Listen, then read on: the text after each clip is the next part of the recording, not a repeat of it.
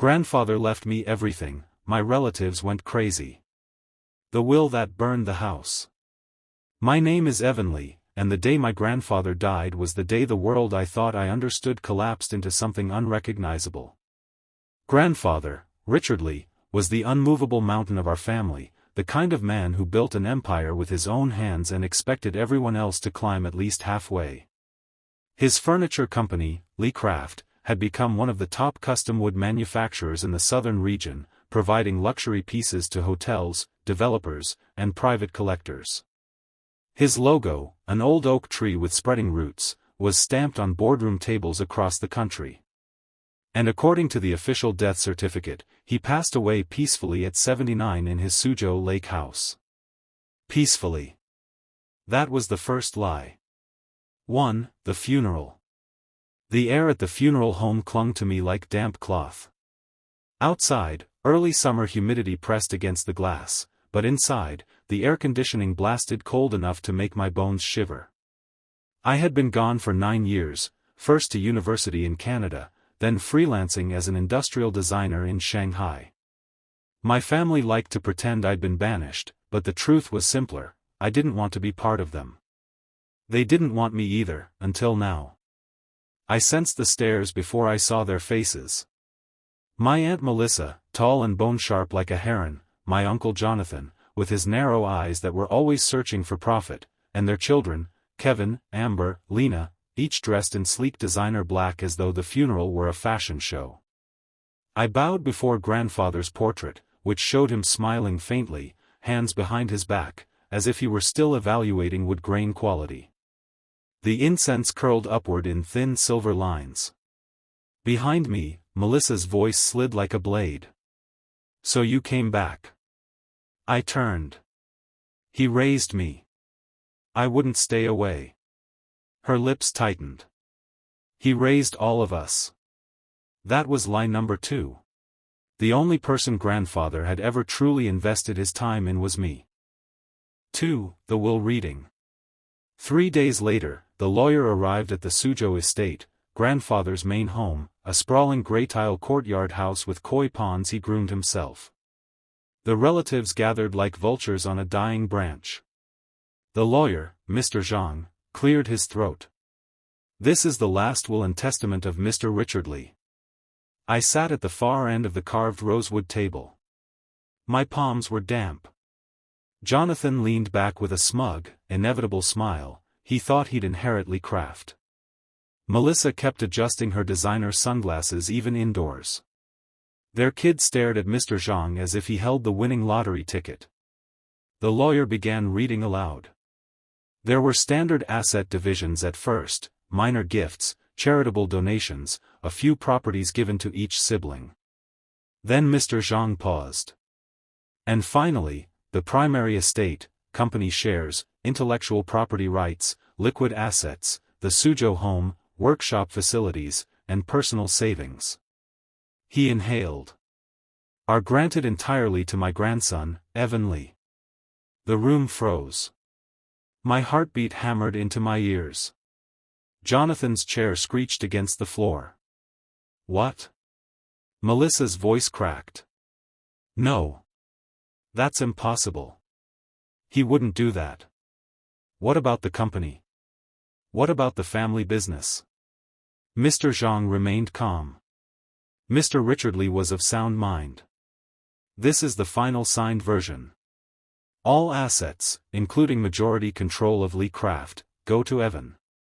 The temperature in the room dropped, but eyes burned flames. I swallowed hard. I didn't know he. Liar. Jonathan slammed his fist on the table so hard the porcelain teacups jumped. "You planned this. You manipulated him while we weren't looking." Melissa pointed a trembling finger at me. "You disappear for 9 years and suddenly he leaves everything to you? What did you feed him?" They didn't even try to hide their hatred. I stared back at them, trying to keep my voice steady. "If any of you think I forced him." "We don't think," Jonathan snarled. "We know." His son, Kevin, stepped forward. "You don't deserve the company. You're not part of this family. Grandfather thought otherwise. That was all I said, but it was enough. The room exploded with shouts, curses, accusations. Mr. Zhang had to raise his voice to finish the reading while my relatives hurled threats about lawsuits and investigations. But none of that prepared me for what came next. 3. The threats begin. The first message appeared that night on my phone, an unknown number. You stole what isn't yours. Return the company, or something will happen. I deleted it. The second came an hour later. We know where you're staying. The third arrived at 2 a.m. Blood must stay within blood. You are an outsider. My chest tightened. I sat upright in the old guest room of the estate, staring at the carved wooden ceiling. Outside, the cicadas buzzed like broken circuitry. Grandfather's study door remained shut across the courtyard. Nobody else dared enter that room. It held his journals, blueprints, his collection of rare wood samples, and every business secret forged over decades. At 3 a.m., unable to sleep, I finally walked to the study. The lock clicked open. Inside, everything smelled like him: sandalwood, lacquer, old books. His workbench stood in the corner, still scattered with files. A small wooden box sat squarely in the center of his desk, with a note taped to it. For Evan. When the time comes. My throat went dry. I opened the box. Inside was a thick USB drive and a notebook filled with grandfather's handwriting. The first page read: If you are reading this, I am already gone. You must learn the truth, I did not die naturally. My breath hitched. Someone in the family has betrayed us. You must be careful. I sat there until the sun rose, the words burning holes through my skull. 4. The first attack. The next morning, the estate felt quieter, as though the walls themselves knew something was wrong. I had barely stepped out of the study when one of the housekeepers, Auntie Chen, rushed toward me, pale. Evan. The gate, someone tried to break in last night. What? She dragged me outside. The heavy iron gate bore dents, fresh ones, as if someone had rammed it repeatedly. The security camera beside it hung dead, wires severed. My stomach twisted. Was this connected to the messages? Before I could respond, a black SUV pulled up. Melissa stepped out, flanked by Kevin and Amber. You think you're safe here? She hissed. You think hiding in father's estate protects you? I moved between her and the gate. What do you want? What's ours? She spat. Hand over the company. Sign a transfer agreement. Now. That will never happen. Her face contorted into something animalistic. Then we'll take it by force. Kevin stepped forward, cracking his knuckles. I clenched my fists, preparing myself. But then the estate manager, Mr. Zhao, emerged with several security guards. Melissa backed away reluctantly. This isn't over, she said, pointing a sharp, manicured finger at me. You'll regret this. As soon as they drove off, I raced back to the study. The USB drive lay on the table. My hands trembled as I plugged it into grandfather's old laptop. What I saw made everything clearer, and infinitely more dangerous. 5. The files. The USB contained 3 folders. Company records. Hidden transactions. The betrayer. My pulse quickened. Inside the company records folder were ledgers and logs dating back 20 years, each showing signs of internal siphoning. Money had been leaking out of Leecraft in small, precise amounts, always routed to shell companies. The culprit? The documents didn't say. Not yet. I opened hidden transactions. Here things got uglier. There were records of bribes, fake contracts, properties bought under false names. And every suspicious transaction linked back to someone grandfather trusted. Only when I opened the betrayer did my breath stop. Inside was a single PDF titled, "The One Who Wants Me Gone." I clicked it. A photograph appeared. I felt the floor tilt beneath me. The betrayer was Uncle Jonathan. My head buzzed. Grandfather had written, "Jonathan has been stealing from the company for years. He plans to take over and eliminate anyone who stands in his way, including me. Do not trust him. Do not trust Melissa either. They are working together." I sank into the chair. For a long time, I could only hear my own heartbeat. If they killed him, then I had inherited not because he loved me, though he did, but because I was the only one he believed was strong enough to survive them. 6. A family war. The next week turned into a battleground. Jonathan launched a lawsuit challenging the will, claiming grandfather wasn't in the right state of mind. Melissa filed a separate complaint to seize the company temporarily. They contacted business partners, spread rumors online, even bribed a few of Lee Craft's executives to call for my resignation. I held the company by a thread. But I wasn't alone. A week in, Sophie, my closest friend from Shanghai and one of the few people I trusted, arrived to help. She was sharp, calm, and brilliant with forensic accounting. When she saw the files, her eyes widened. "Evan, this isn't just internal theft. This is a criminal organization." "What?" "Your uncle wasn't stealing alone. There are external investors. Dangerous ones." "How dangerous?" She hesitated. "The kind that don't bother with lawsuits. They eliminate obstacles." A chill wrapped around me. "So grandfather. He discovered the scheme," she said softly. "That's why he died." The air seemed to thin. "They're coming after you next." 7. The estate siege. On the 12th night after the funeral, the estate's alarm system blared. Mr. Zhao burst into my room. "Evan. Someone breached the south wall." I grabbed the first thing I could, a heavy wooden chair leg from grandfather's storage room. Sophie followed behind, clutching her phone. Outside, shadows swarmed the courtyard. A group of masked men were cutting through the metal fencing. "Hired thugs," Sophie whispered. Kevin's voice rose from behind the fence. "Open the door, cousin. Let's talk face to face." He wasn't masked. He wanted me to know exactly who was there. My blood iced. I stepped forward.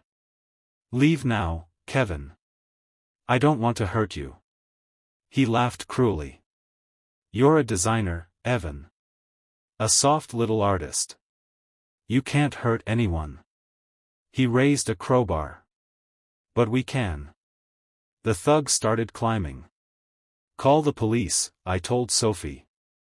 She dialed quickly, whispering updates. But the police wouldn't arrive fast enough. The first thug jumped down into the courtyard. Then another. Then 3 more. I raised the wooden chair leg just as the first one lunged.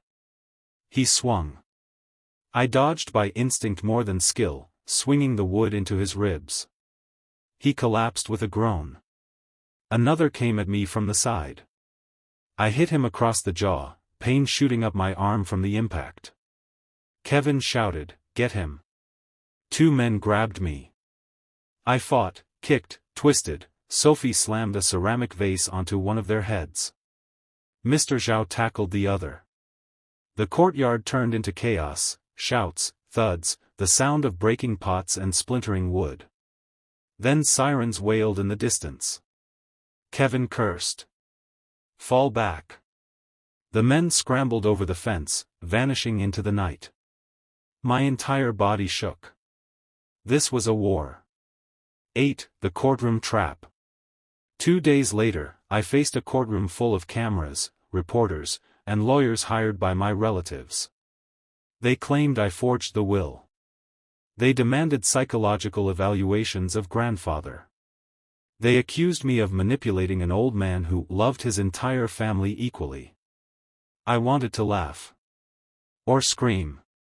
Sophie presented grandfather's medical records, perfectly sound mind. Mr. Zhang testified. So did grandfather's closest employees. But Jonathan had planned his attack carefully. He played a recording, audio of grandfather's voice, manipulated to sound like he was confused, unable to remember conversations. The judge frowned. This is troubling. My chest tightened. This is fake. My uncle edited it. Jonathan put a hand to his heart. Evan, why would I do something like that? Rage burned my vision. Then Sophie leaned close. Let me handle this. She stood. Your Honor, we request a forensic analysis of the recording. The judge nodded. Approved. Jonathan's face twitched. After recess, the analysis came in, the recording was digitally altered. Jonathan's entire argument crumbled. The judge slammed the gavel. The will is valid. All assets remain with Evan Lee. Outside, camera flashes exploded. Inside, my relatives' faces twisted, not with defeat, but with pure, undiluted hatred. Jonathan leaned close as he passed me. You think you've won? He whispered. We aren't done. Not until you're gone. 9. The final truth. 3 weeks after the court ruling, Sophie and I followed the money trails deeper than before. She froze at the screen. Evan, you need to see this. What is it? The shell company receiving the stolen funds, it belongs to someone else too. Who? She hesitated before turning the laptop toward me. My breath stopped. Melissa. My aunt was not just helping Jonathan, she was the mastermind behind half the scheme. Grandfather suspected Jonathan, I whispered. But he didn't know about Melissa. And she's the one with political connections, Sophie said grimly. Dangerous ones. The room felt suddenly smaller. Every door and window seemed like a potential threat. We need to confront them, I said. No. We need to finish what your grandfather started. 10. The confrontation. A week later, we gathered everyone in grandfather's old workshop, the place where he'd carved his masterpieces. I told Melissa and Jonathan that I wanted to negotiate. They arrived smug, confident. Jonathan strutted inside. So, ready to give up? Melissa smirked. You should have done this earlier. I sat calmly at the workbench. Actually, I said, I wanted you here so you could hear this. I clicked the projector. The screen lit up with the internal theft files. Transaction logs. Fake signatures. Shell companies. Dates. Timestamps. Then came the audio, Melissa's voice instructing someone to take care of Richard before he ruins everything. Their faces drained of color. Jonathan stuttered. How did you? You were sloppy, Sophie said from the corner. Grandfather recorded everything. Melissa lunged at the projector. Turn that off. I stood. It's over. I've already sent everything to the police. Her eyes widened with real fear for the first time. You betrayed your own father, I said quietly. Melissa screamed. He was going to destroy us. He was going to give everything to you. Jonathan pointed a trembling finger at me. We could have been a family. You never wanted family, I said. You wanted power. Within minutes, police sirens echoed outside. Officers stormed in, surrounding them. Melissa shrieked. Jonathan tried to run. Both were handcuffed. Kevin and Amber stood frozen in disbelief as their parents were taken away. 11. The last letter. That night, after the house finally fell silent, I returned to the study. There was one more sealed envelope in grandfather's box. To Evan, my last words. Hands shaking, I opened it. My boy. I knew they would come for me. I knew the company I built became a battlefield.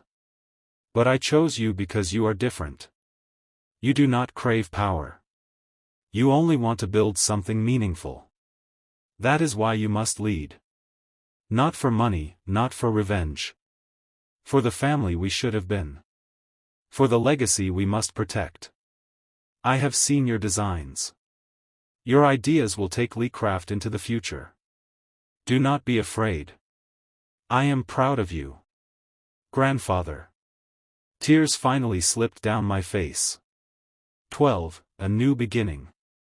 The next morning, the sun rose over the Suzhou Lake, casting gold over the water. Sophie joined me by the garden bridge. You okay? I exhaled slowly. I will be. What now?